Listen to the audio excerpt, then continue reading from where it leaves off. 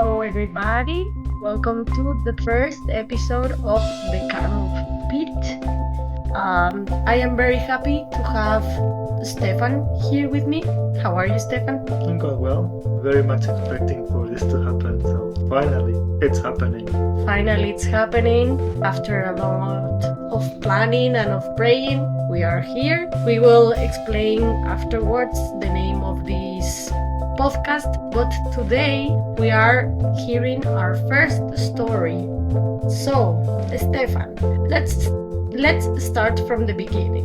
Where do you come from, and what was your relationship like with religion or God when you were growing up? Sure. I originally come from Ecuador, have a mixed background. My family is from Colombia. So we are foreigners.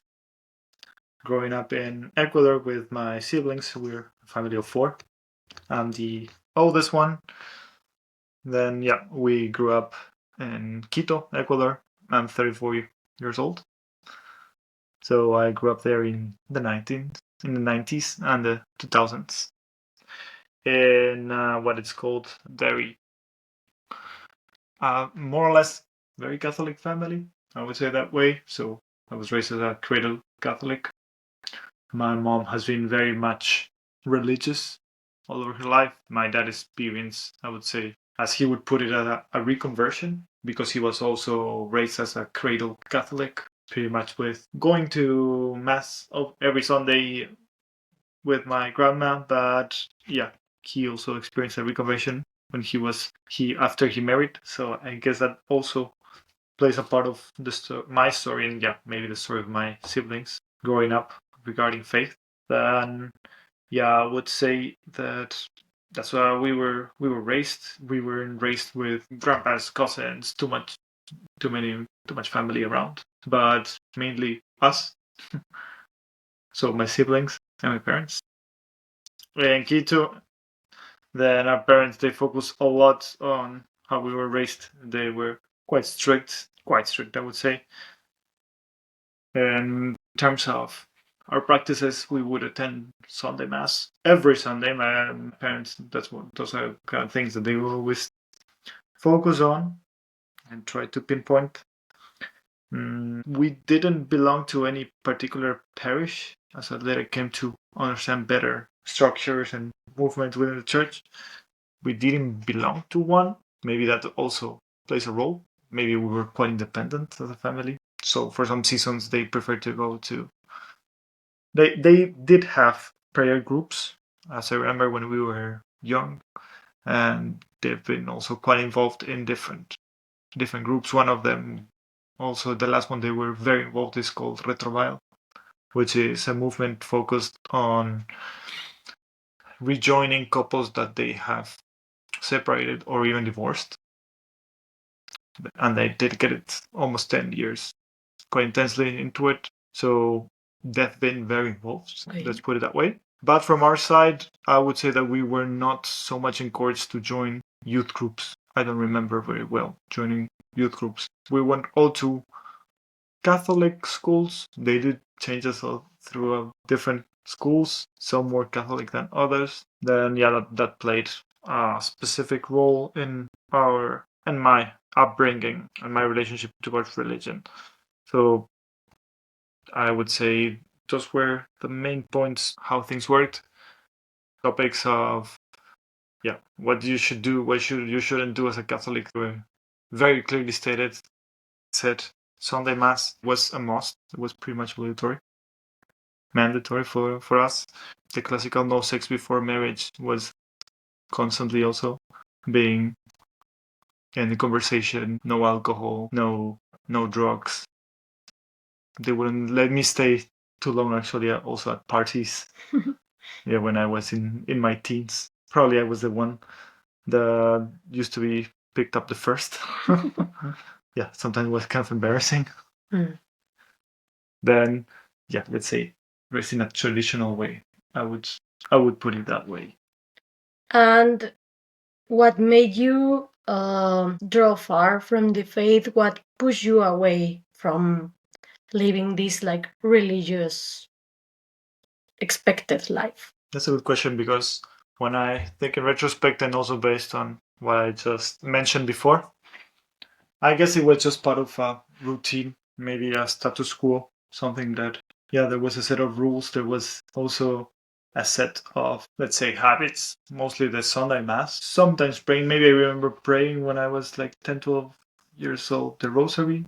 Sometimes maybe with my grandma when she visited from Colombia. But it was mainly that, yeah. Then I would say, from my perspective, there was this part of religion, but I felt it a little bit imposed somehow, but also something that was already meant to be, let's say, grasped by us, or at least me as yeah, as their child, as their son. But I didn't feel any kind of engagement into what else you can do as really as a church, as a really living church, is what I now understand as a living church. Just to make a comparison, right now I'm very much engaged into music, into choirs within the church. One of the several other interests that I have within initiatives within the church. That time, yeah, the context was a little bit more black and white, if you want to put it in some kind of terms. Then, yeah, I think that also there was a factor. I started to grow up. I went then to university phase. I started to discover the world, pretty much, have this curiosity. That was also mixed with a part and with a tone of lukewarmness from my side. Probably I wanted to be agreeable in general with people and, yeah, with friends or with people who I dated.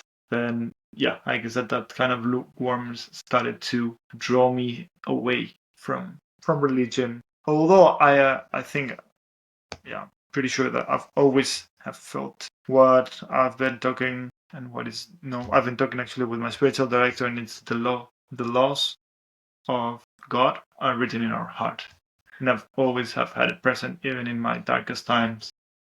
I I have experienced it clearly, even though sometimes you feel you're not doing the right thing. You know there's something inside telling you it's a compass. That's not where you should go. But yeah, during such kind of stages when university started, well, I would pay a little bit less attention to that inner compass. I would say. So then, yeah, when I was 18 and so on, I started to have, yeah, to be in a relationship, yeah, with different girls that I met, and also with friends, with going out, yeah, with alcohol. I would say little by little, the world started to draw me away, to put it in a general way. Okay. And like what I mean in the context of the Carob Pit, which explains also the name of this podcast, the Carob Pit, as in the parable of the lost son, when the lost son is like willing to eat the carrots that the pigs are eating, and he realizes like the servants of my father have everything they want, and I am here willing to eat the carrots that the pigs are given. And he realizes he needs to go back to his father. How did you experience that moment? In what had happened? In what context did you end up realizing like, okay, there needs to be a change? Yeah, that's a good question. I would identify two paths that led me into, yeah, probably my biggest Carob Pit. Yeah, the first path was how I handled love relationships with who I dated during different moments. I want to acknowledge at university I had two relationships, long relationships, in which in partly I grew, I learned things, but then, yeah, now in terms of more physical intimacy, I was definitely going down. I was being quite lukewarm with people that were not very much religious. So that wasn't leading me in a good place. Although I could sense it, but I had fear to sometimes to face it properly and put it forward and bring my beliefs, because I didn't have my beliefs very clearly structured. So I guess that was one path. Then when I finished my bachelor studies, I came to Maastricht 8 years ago, where we are right now recording. But I came that time to start a master's that was in data science. And during that time, I remember when I came to Maastricht, well, maybe the year before coming to Maastricht, I wasn't really attending Sunday Mass anymore with my parents. They would no longer force me, if you could say, in some way.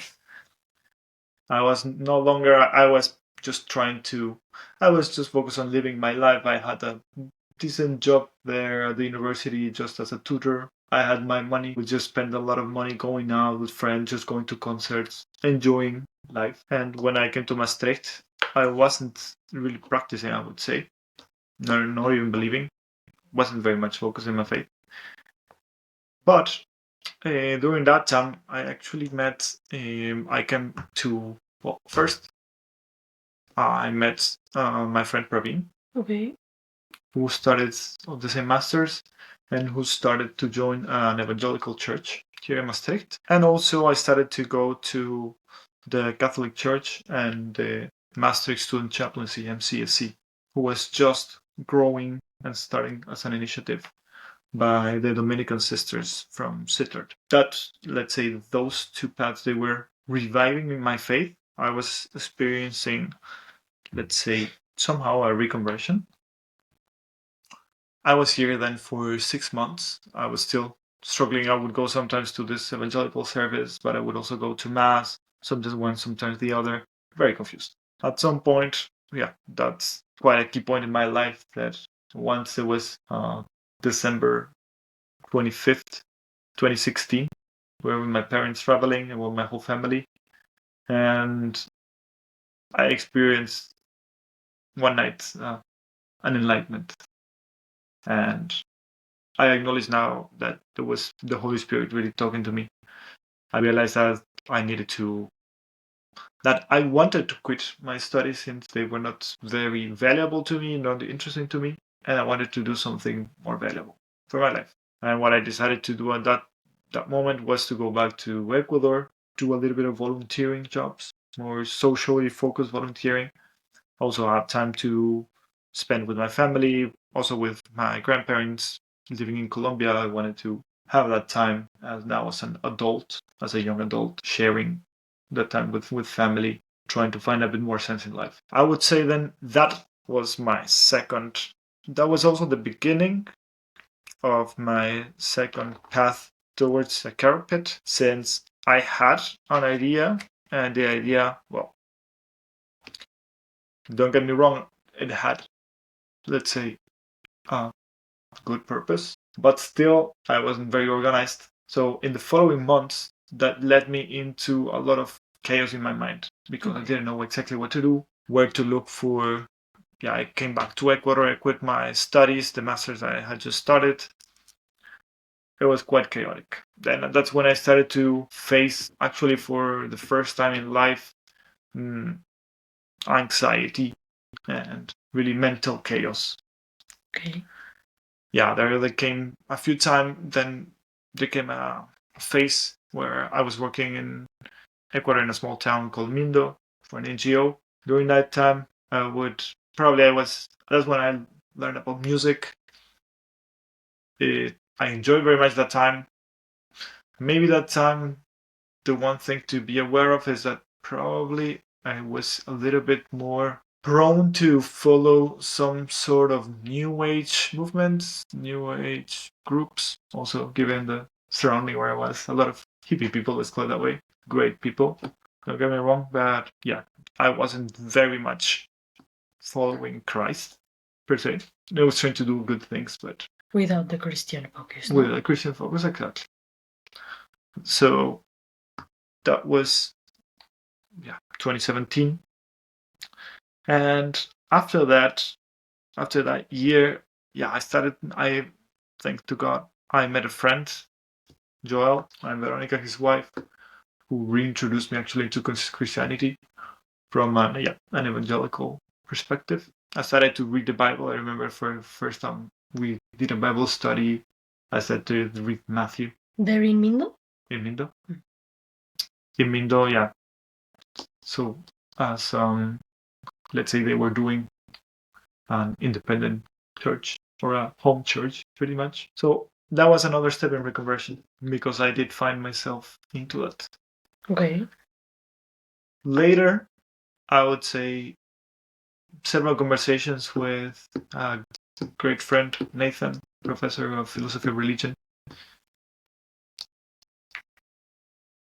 I had arranged with my dad. My dad said, "Yeah, you have to do something for your life. Keep on studying. Go to Germany, where you can go there to Germany. Do some studies. You need to look for your future. You're pretty much losing yourself there in Mindo. Yeah, you could do so much more." Then during that time, I struggled a lot mentally because I didn't know what to do. I went to Germany. I started to look for programs, but I didn't actually even know what I wanted to do. I had very vague options. First, I had some kind of interest for environmentally focused studies. So I joined a program in environmental geoscience, which, it turned out to be amazing for the people I met, but definitely not what I wanted to do. So I started to keep falling even more into this other Carob Pit of, mental stability. I didn't know what to do. I had already quit a master's. I wanted to quit a second master's. And I was just a few months started and I said, no, this is not my thing. So during that time, also, and as a parenthesis, I had started to go to a Protestant church. I was even defining myself as a Protestant in Germany. Well, thanks to God, my brother Johan was living there in the same city, Tübingen. So at some point, I even actually started to go to Mass with him because he had also experienced a reconversion and he had started to go to Mass very, very fervently and follow his faith. So, yeah, that was a stage regarding reconversion that I also recall. As you see, there steps in the reconversion, right? Mm-hmm. I started to go to Mass with him. And I was still struggling a lot with what to do with my life regarding career and studies. So I actually switched for the second time to another program. I switched to a master in physics, which I thought would be easier, but well, no, it turned out to be harder. Still, I took the path. I continued with it. And as I mentioned, I've experienced these two paths. Then is when my additional path, towards a Carob Pit, probably, my last path led me. And that's when, I met my ex-girlfriend during that time. We actually dated for almost 3 years. That was, little by little on the reconversion front. I had started now to define myself again as a Catholic. Because, this girl I was dating was also going to the Catholic Church. So in that sense, things I thought were clear, but they were not that clear, to be honest. Our relationship wasn't very, very God-centered. We were not living life as Christ would like us to be, in terms of intimacy. So that was something that really was tearing myself apart, really my heart apart, because I could really sense it, that there was a part in me stretched that I was not really able to continue like that for longer. But on the other side, and with approaching my other Carob Pit with my studies in physics, I was struggling very much also with my supervisor for my master thesis. I was struggling even more about what am I going to do in my future because I wasn't liking that field at all. but I just had to finish my degree. I just had to finish it. Even the time when I finished my degree, yeah, I started to fall into some depression pits. I would define them that way, since things were very unclear in life. Then career, relationships, things were getting mixed up, and all fell down actually in December 2021. Yeah, just before starting 2022, where we actually split up with this person I was dating at that time. Thanks to God, I had found finally a job after a long search and after a lot of chaos. I had found a job in education teaching in the Netherlands in Delft. So that was a new light. Then, that was the light at the end of the tunnel of this Carob Pit tunnel, I would say. Yeah, that was the chance to start again. I really felt like the prodigal son, given a second opportunity. I was given as the prodigal son a huge ring. I was received with uh, an amazing banquet by this job, this opportunity that I had, and also the community that I found, the Catholic community I found in the Netherlands, because I really wanted to dive down into my faith and restructure myself. I wanted to really change myself. That's also one thing. I'm very perfectionistic. I tend to fall very much into perfectionism and improve myself. And after realizing that I was struggling very much, I really wanted to have this step of self improvement with reconversion included. So I remember very clearly. I started March 2022. I started a job in Delft, at the Delft University as a lecturer. I started to meet my first community, the Catholic community in The Hague. Mm. Yeah, with Father Jan. May he rest in peace. Mm. Yeah, a very dear friend and my first spiritual advisor. I experienced a reconversion while I was going to the Saint Agatha Church over there. Saint Agnes, sorry, Saint Agnes Church in The Hague. Later, I started to join the community of students and young professionals in Delft, and that really helped me as a very strong pillar. I started to get great friendships and great people that really believed and that with whom I could share. A few months later, almost a year after, I did for my first time the Exodus 90 program. And I guess that after finishing my first Exodus 90 cycle, I would define that at that point I had already reconverted morally, not, I wouldn't say fully, but largely. So that was another key point and milestone, let's say, in this path. Yeah. Okay. And how have things been like after that moment, after your first Exodus? Yeah, great question. That's the time when I actually started to, first pray for my future wife, with whom I am present right now. That was the time, when I realized that I wanted to straighten all my paths. That was the time when I realized what kind of friendships I would like to have. Also, what kind of career I would like to have. Try to already project my future.